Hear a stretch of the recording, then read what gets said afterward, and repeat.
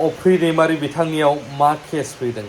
जुदि कर्टआव थाङा हाजिर जाया बिथाङाबो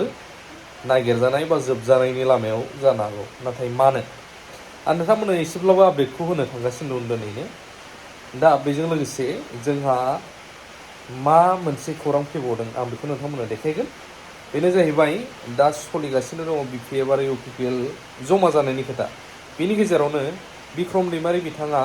माखासे खोथा बुंथिदों दिनैहाय आरो बेसेबां सैथो हाग्रामा महिलारि बिथाङा मानो गाज्रि मोनजागौमोन दिनैनि दिनाव बेखौ बुंथिदों नायग्रोनो हागोन।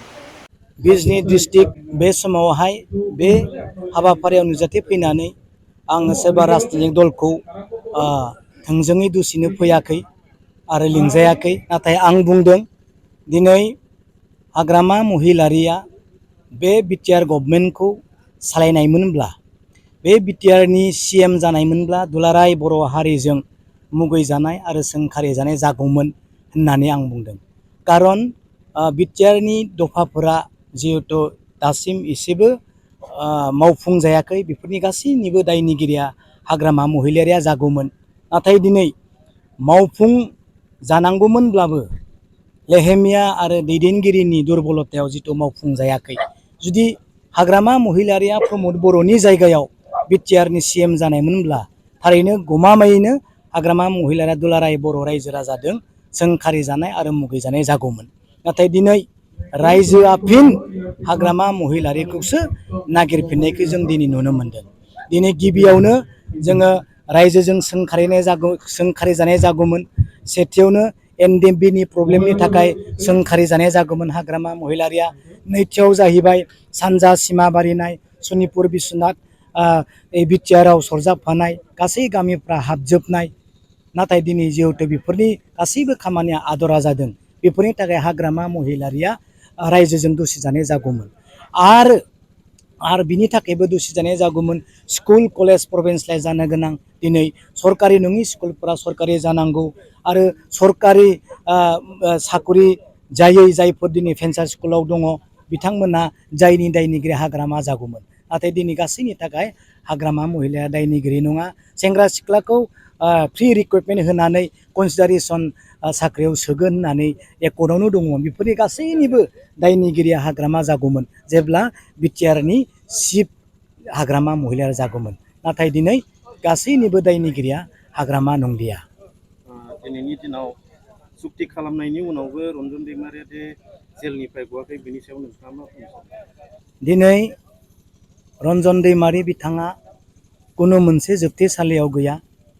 डिस्ट्रिक्ट जेलावबो गैया सेन्ट्रेल जेलावबो गैया मानो थाखाय दिनै रन्जन दैमारि बिथाङा जोबथेसालियाव गैया दिनै सासे दायनिगिरिया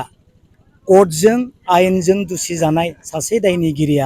दायनिगिरिनि जायगाया बबेयाव जायो जेलावसो जायो नङा होमबा जोबथेसालियाव जायो जेसेबां गिदिर अफिसारानो जा जेसेबां गिदिर नेतायानो जा नों इन्डियानि प्राइम मिनिस्टारानो जा दायनिगिरि जायोब्ला बे जोबथेसालियाव थानांगोन नोङो इन्डियानि top most IAS officer IPS अफिसारानो जा जेब्ला आयेनजों खाजायो आयेनजों दुसि जायो अब्ला बिथांमोननि जायगाया जोबथेसालियाव जायो अब्ला दिनै रन्जन दैमारि बिथांखौ दायनिगिरि होननानै कर्टआ जुदि फोसावबायब्ला बिथाङाथ' जोबथेसालियाव थानांगौमोन नङा होमबा नाथाय दिनै बिथाङा जोबथेसालियाव गैया काहिलिपारानि गोजौ हाजोनि 10 एपिबिएन केम्पआवसो बिथाङा दिनै जोबथेनानै दोनजादों मानो थाखाय जोबथेसालियाव गैया बिनि ओंथियानो जाहैबाय रन्जन दैमारि सार बिथाङा दायनिगिरि नंलिया बिनि थाखायनो बिथाङा जोबथेसालियाव गैया नङा होमबा बिथाङा दायनिफ्राय मुक्त जाबाय नाथाय बिथाङा बै गोजौ हाजोआव मानो जोबथेनानै दोनजादों बिनि फिननायखौ बिनि सोंथिखौ नोंथांमोना सोंनोबा मिन्थिनोब्ला बिटिआर गभर्नमेन्टनि दैदेनगिरि लिडार्सफोरनियाव सों आरो बै आसामनि दैदेनगिरि लिडार्सफोरनियाव सों अब्लानो बिनि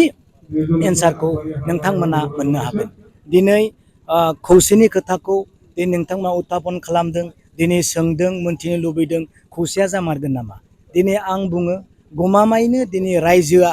दिनै दुलाराय बर' रायजोआ दुलाराय बिटिसि रायजोआ नों दुलाराय बर' फरायसा आफादानो होन बर' साहित्य सभायानो आब'बानो होन बनसुआनो होन सोरबा बिएसइउआनो होन गासैबो संगठनानो हाग्रामानि अनगायै बिटिसिआ रैखाथि गैला होननानै सानदोंब्ला गमामायैनि खौसेथिया जागोन नङा होमबा बेखौ दिनै बुङो आरो खौसेथि जायोब्ला गमामायैनि रायजोआ गोजोनगोन आरो बे गोजोननायखौ दिनै जोङो राननानै मोनगोन होननानै जों आसा खालामदों जोंनि बे BPF दला गोख्रोङै मावलांगोन आरो बिना माबाजोंहाय कन्डिसनजोंनो दिनै बिबानखौ लानानै मावलांगोन होननानै मिजिंथिदों। गोजोन्थों। नोंथांमोना ससेब्लाबो खौरांखौ नुबाय। दानिया फैदो गुबै खौराङाव। अफ्रि दैमारि आरो लोगोसे माखासे मानि दङ बर'फोरजों बयजोंबो सिनायजानाय सेंग्रासाफोर, बिथांमोना थाबैनो कर्टआवहाय हाजिर जानांगौ। मा केस जानानै दं, मानि थाखाय, बिथांमोननि खुगानिफ्रायनो बुंफोरनाय साननैसोनि गेजेरावनो थाबैनो नोंथांमोना भिडिअखौ नुनो हागौ। गोबां जेंनायाव माखासे दुखुथिया मानसिफोरखौ हेफाजाब खालामनायनि थाखायनो,